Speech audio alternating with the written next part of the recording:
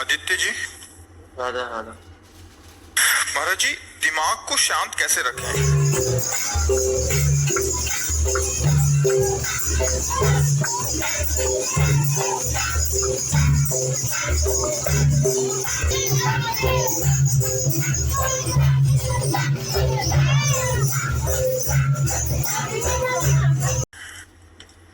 शांति में लगाओगे दिमाग तो शांति को प्राप्त होगा, अशांति में लगाओगे तो अशांति को प्राप्त होगा। संसार अशांत है क्योंकि ये विषम है, भगवान शम है, शांताकारम। भगवान का आकार कैसा है? शांताकारम। और शयन किस पे कह रहे हैं? भुजग शयनम, सांप पे शयन कर रहे हैं, लेकिन शांताकारम। भगवान शांतम शाश्वतम अप्रमेय मनघम निर्वाण शांति प्रदम। शांति प्रदान करने वाले कौन है? भगवान। तो अगर हम अपने चित्त को भगवान में लगाएंगे, बार बार नाम जप करेंगे, भगवान की लीला कथा सुनेंगे, भगवान के चरित्र गाएंगे, भगवत कर्म करेंगे तो हमें शांति मिलेगी। अगर हम संसार के पाप कर्म करेंगे तो हमें अशांति प्राप्त हो। अशांतस्य कुतः सुखम, जो अशांत है वो सुखी कैसे हो सकता है?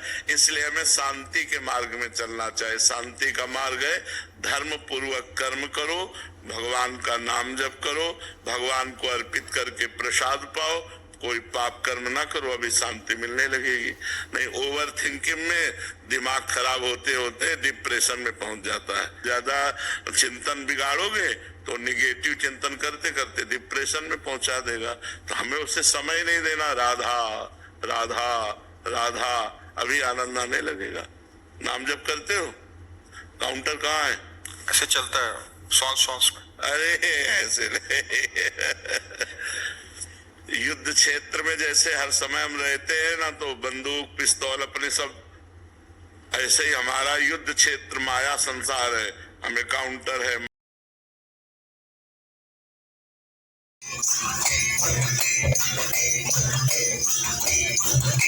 माला है, सुमिरनी है, ये हमारे पास होना चाहिए जेब में।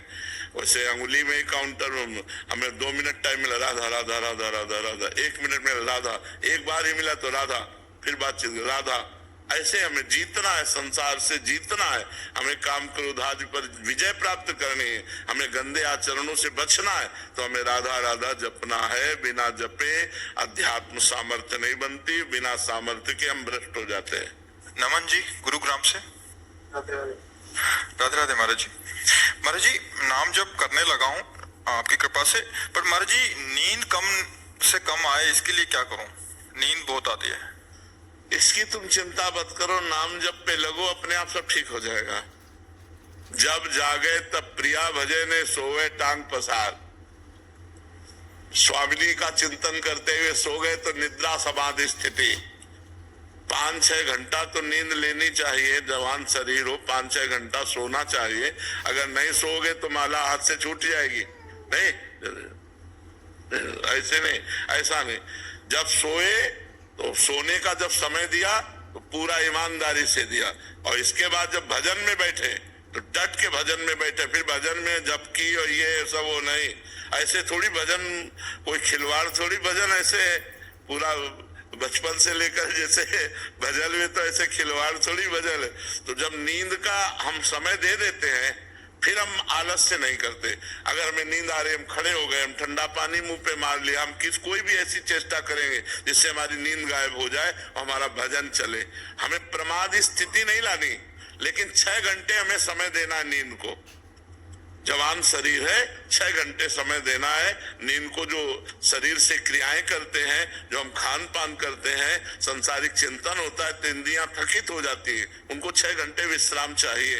तो नाम जप करते हुए 6 घंटे सो जाओ, इसके बाद फिर लड़ो, फिर नींद नहीं आनी चाहिए। नींद को कम करने की बात नहीं सोचनी, अन्य समय नींद नहीं आनी चाहिए। अगर हम 6 घंटे सो गए तो 18 घंटे फिर हम बिल्कुल अलर्ट रहेंगे, हम सावधान रहेंगे, जगेंगे। अगर हम 6 घंटे में कमी करते हैं तो 18 घंटे में वो नींद हमको डिस्टर्ब करेगी। तो हमें डिस्टर्ब ना हो, इसलिए 6 घंटे हम आराम से सो लेते हैं और फिर 18 घंटे हम अपनी क्रियाओं, नाम जप और सब साधन में लगते हैं। पर जी आप साधकों को बताते थे कि जब आप बाल अवस्था में तो आप अपनी छुट्टियां को झोंपड़ी के साथ बांध लेते। बड़े उपाय कर ले। अब जैसे अनुष्ठान चल रहा है गायत्री का, अब शांत एकदम शीतलता, वायु एकदम ठंडी चल रही, जंगल में जैसे एकदम नाम जप करे तो जप करते करते एकदम जैसे, तो फिर अब एक पैर के बल खड़े हो गए, अपनी जटा को ऊपर उसमें झोपड़ी थी फूस की, उसमें बांध दिया। ऐसे होगा तो एकदम समझ भी आ जाएगा। और एक पैर के बल खड़े होकर के जप कर रहे, फिर ये थक गया पैर तो फिर इस पैर के बल खड़े होकर भजन करना है। तो लड़ना है, हमको युद्ध करना है। हमें अपनी वासनाओं से, अपनी कामनाओं से, अपनी कमजोरियों से हमें युद्ध करके भजन में आगे बढ़ना है। भजन करना कोई खिलवाड़ थोड़ी। आप देखो, माला लेकर के बैठो, मन कितना परेशान करता है। मंत्र में मन लगना, नाम में मन लगना बड़ा कठिन होता है। बड़े भाग्यशाली लोग हैं जो नाम जप कर रहे हैं और जिनका मन भगवान में लग रहा है। धन्य भाग है, अहो भाग्य है। उसके माता धन्य, उसका पिता धन्य, उसका परिवार धन्य।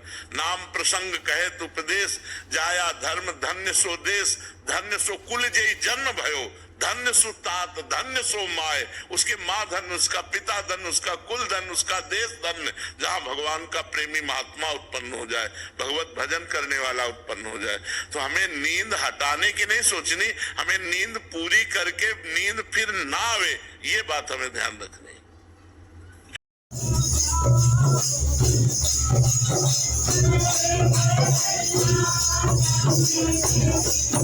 डेविड जी, महाराज जी आप पूछ रहे हैं, महाराज जी आप कह रहे हैं कि शरीर का राग कैसे कम हो। अभी तो बस शरीर में और अपने स्वास्थ्य में ही चिंतन जाता रहता है, उसको धीरे धीरे कैसे कम करें? पहला संत सेवा। जब हम किसी भगवत प्रेमी महात्मा की सेवा करते हैं तो हमारे पाप नष्ट होते हैं और हमारा अज्ञान नष्ट होता है, जिससे हमारी भगवान में प्रीति होती है। भगवान नाम में प्रीति और भगवान में प्रीति शरीर राग को नष्ट कर देते हैं। शरीर राग नष्ट करने का साधन है संत सेवा। So you have to service the saints. So when you will do the service to the saints, the love you have for the body basically goes away, and then that helps you to get the love for the Lord. दीपक गोस्वामी जी, प्रीति त्रिपाठी जी, महाराज जी आप 2-3 शिक्षक हैं अलग अलग जगह से, ये कह रहे हैं कि महाराज जी दीपक जी कह रहे हैं कि गांव, एक छोटे से गांव में शिक्षक हैं, बट महाराज जी बच्चों के संस्कार और भक्ति का उनको प्रेरणा दे सकें, इसके लिए हमें क्या करना होगा? क्योंकि एक शिक्षक ही है जो एक स्कूली शिक्षा के साथ साथ बच्चों का मार्गदर्शन भी कर सकता है, ताकि वो सत्कर्मी और संस्कारी भी। हाँ, आधुनिक शिक्षा के साथ साथ आध्यात्मिक शिक्षा अब बड़ी दुर्लभ हो गई है, क्योंकि बच्चे सुनना नहीं चाहते, बच्चे मानना नहीं चाहते। अब जो मोबाइल शिक्षा दे रहा है, तो वो टीचर का सम्मान और टीचर की बातों पर ध्यान देना असंभव सा होता जा रहा है, असंभव सा होता जा रहा है।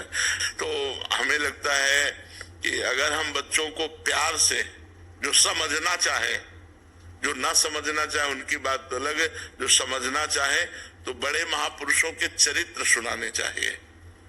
जैसे जो बड़े बड़े संत महापुरुष रहे हैं, जो हमारे भारत को अपने प्राण बलिदान कर दिए हैं, ऐसे जो समर्पित शहीद हुए हैं राष्ट्र सेवा में, तो ऐसे महापुरुषों के चरित्र सुनाने से उनके संस्कार अच्छे बनते हैं।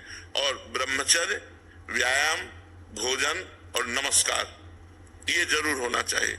अपने बड़ों को नमस्कार करना, पूज्य जनों के चरण छूना, ब्रह्मचर्य से रहना और भोजन पवित्र पाना और व्यायाम करना, अगर ये आ जाए तो आध्यात्मिकता उनमें आने लगेगी। और 5 मिनट ही सही, अगर नाम जप की प्रेरणा मिले, ये 5 मिनट ही सही। तो देखो स्कूलों में तो प्रायः भागवतिक प्रार्थनाएं करवाई ही जाती हैं। हाँ, आज भी करवाई जाती है। हम लोग पहले हे प्रभु आनंद दाता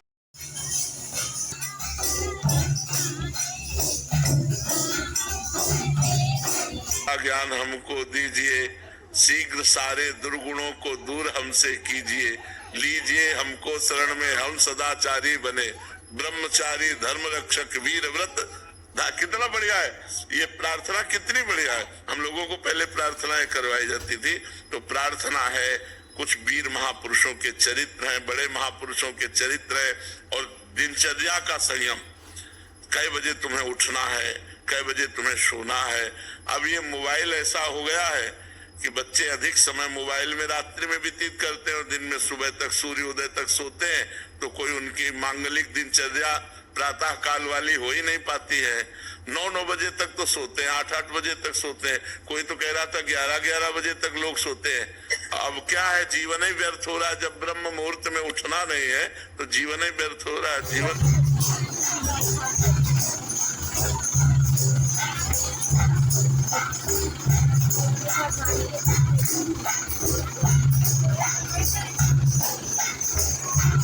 व्यर्थ हो रहा है।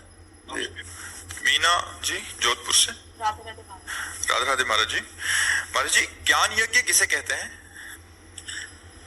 तीनों शरीरों का राग त्याग करके अपने आत्म स्वरूप में स्थित हो जाना, इसे ज्ञान यज्ञ कहते हैं। स्थूल शरीर, सूक्ष्म शरीर, कारण शरीर, इन तीनों का राग त्याग करके अपने ब्रह्म स्वरूप में स्थित हो जाना, इसे ज्ञान यज्ञ कहते हैं। भगवान की चर्चा को ज्ञान यज्ञ कहते हैं, शास्त्रीय सिद्धांतों को ज्ञान यज्ञ कहते हैं। जैसे हम भगवान की चर्चा करा रहे हैं तो ज्ञान यज्ञ कर रहे हैं, क्योंकि उसमें ज्ञान भी है, वैराग्य भी है, भक्ति भी है, सिद्धांत भी है, भगवान के लीला भी है, गुण है, जिनसे हमें ज्ञान अर्जन होता है। एक वो ज्ञान यज्ञ और एक ये ज्ञान यज्ञ। तीनों शरीरों का राग त्याग कर अपने ब्रह्म स्वरूप में स्थित हो जाना, इसे ज्ञान यज्ञ कहते हैं। महाराज जी, क्या सतोगुण भी माया के अधीन माया है? हाँ, तीनों गुण माया के है, पर सतोगुण लाभदायक है। जैसे कांटे से कांटा निकलता है, ऐसे सतोगुण से हम 2 गुणों को परास्त कर सकते हैं, रजोगुण तमोगुण, और फिर भगवान का भजन करके सतोगुण का भी त्याग कर देते हैं। जैसे कांटा निकाला और कांटे को भी फेंक दिया। तो ऐसे ही सतोगुण को हम बढ़ाएं, सात्विक भोजन करें, सतोगुण वस्त्र पहने, सतोगुणी लोगों का संग करें, सतोगुणी जल पिए, सतोगुणी भाव रखें, तो हम रजोगुण तमोगुण का नाश करके भगवान की भक्ति के प्रभाव से गुणातीत हो सकते हैं। पर सतोगुण का भी त्याग करना पड़ता है क्योंकि ये मायाकृत है। आशीष मौर्य जी।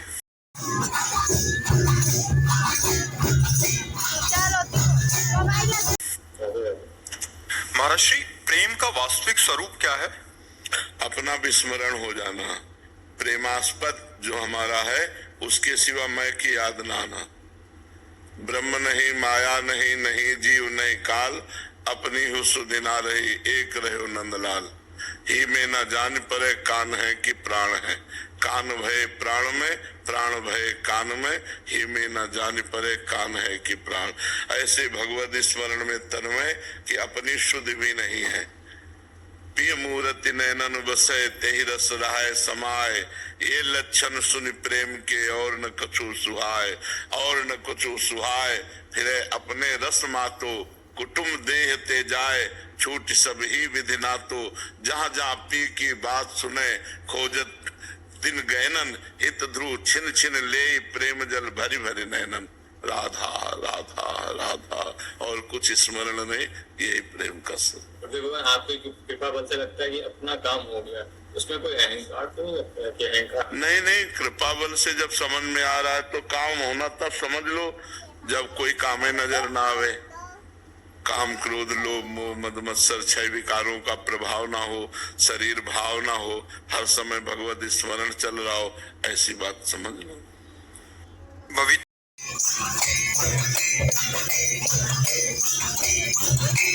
जी। श्री हरिवंश महाराज जी। गुरुदेव भगवान, क्रियान्वित रहते हुए भाव समाधि कैसे लगती है? जब हमारा निरंतर भजन चलता रहे तो भगवान के कृपा बल से शरीर की क्रियाएं होती हैं, वो करता नहीं होता और वो स्वयं में स्थित रहता है। भगवत स्वरूप में स्थिति ऐसी गाढ़ हो जाती है जैसे गोपियों की थी। अब गोपियां दही बेचने जा रही हैं, विक्रेतु कामा अखिल गोप कन्या, मुरारि पादार्पित चित्त वृत्ति, दध्यादिकम मोह वसाद वोचद, गोविंद दामोदर माधवेति। वो जा रही दही बेचने, उनको याद भी था कि मैं दही बेचने जा रही हूँ, लेकिन ऐसी भाव समाधि लगी हुई श्री कृष्ण में क्यों कहती कोई गोविंद ले ले, कोई दामोदर ले ले, कोई माधव ले ले। कहना चाहती कोई दही ले ले, लेकिन निकल रहा है कोई गोविंद ले ले, कोई दामोदर ले ले, कोई माधव ले ले। तो जब हम नवधा भक्ति करते हैं तो नवधा भक्ति में नवी भक्ति है आत्मसमर्पण। जब आत्मसमर्पण हो जाता है तब हमारा प्रभु से भाव संबंध होता है। प्रभु हमारे स्वामी हैं, हम उनके दास हैं। प्रभु हमारे सखा हैं, हम उनके सखा हैं।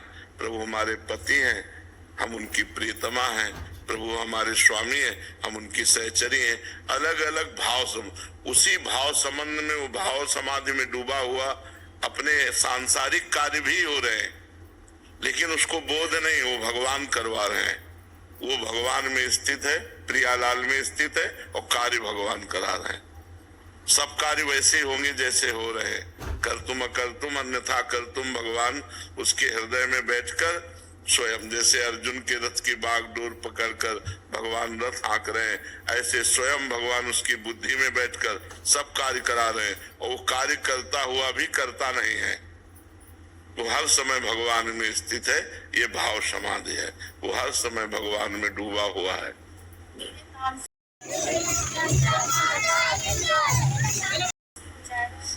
हाँ, नाम जप करो, सत्संग सुनो, खूब भगवान से प्रार्थना करो कि हमारा मन आप में लग जाए। मुझे और कुछ नहीं चाहिए प्रभु, केवल आप चाहिए प्रभु।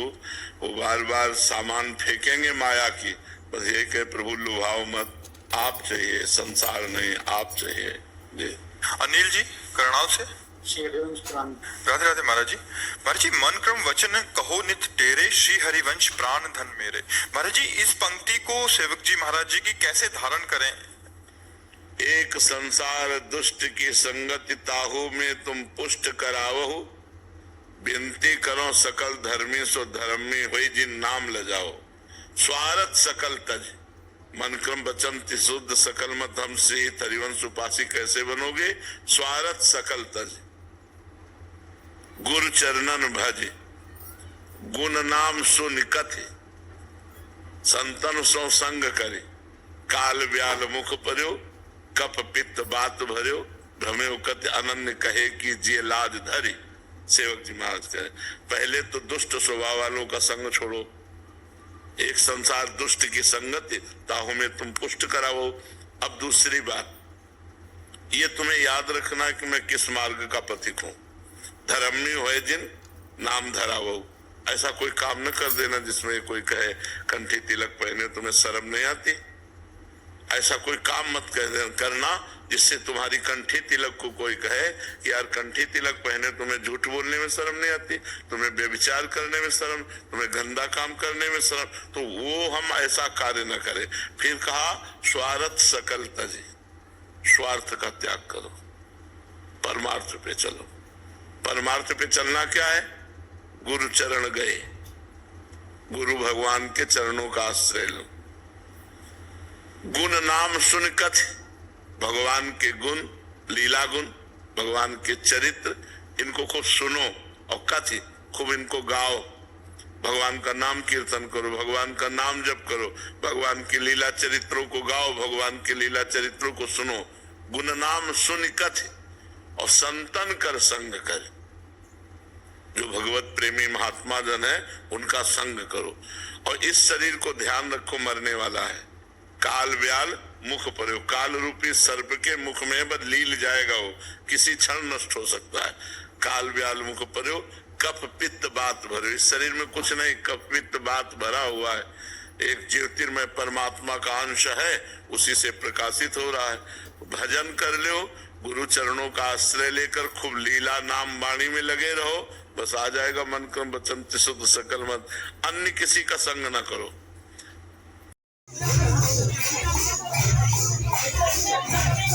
अब अन्य उपासकों का संग करोगे तो अलग अलग धर्म है, अलग अलग नियम है, अलग अलग कर्म है, तो आप किस किस को मानोगे? अब मानो जैसे हमारे में है तो रसिक अनन्य उपासना है, इसमें श्री जी और लालजू के सिवा कुछ नहीं जोड़ा गया। पूरे जगत में है बिन तुलसी हरि एक न मानी नमो नमो, तुलसी महारानी नमो नमो। जहां भगवान का भोग लगेगा तो पहले तुलसी डाली जाएगी। अब अपने यहाँ तुलसी जी सहचरी है, वो थाली में नहीं पास में विराजमान है, तो उनको चरणों में चढ़ाते हैं, श्रृंगार में लगाते हैं, पर भोग में नहीं डालते। तो उपासना पद्धति अलग अलग है। अगर हम अन्य से संग करेंगे तो हमारी उपासना का रहस्य नहीं समझ में आएगा। फिर मन क्रम वचन शुद्ध सकल मत हम श्री हरिवंश उपासी, ये बात समझ में नहीं आएगी। नहीं, रसिकन सो संग करे।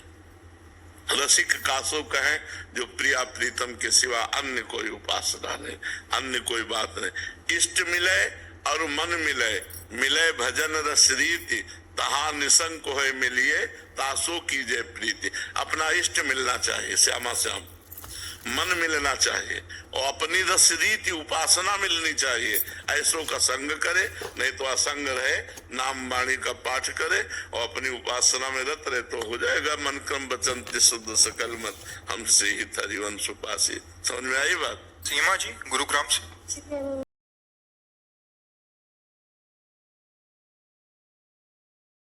श्री हरिवंश महाराज जी, महाराज जी आपके श्रीमुख से सुना है कि दूसरों की निंदा ना करें, ना ही अपनी प्रशंसा सुने। महाराज जी दूसरों की निंदा तो नहीं करती, पर जब प्रशंसा होती है तो उससे कैसे बचें? ये थोड़ा सा मुश्किल हो जाता है। अहंकार को अच्छा लगता है ना अपनी प्रशंसा।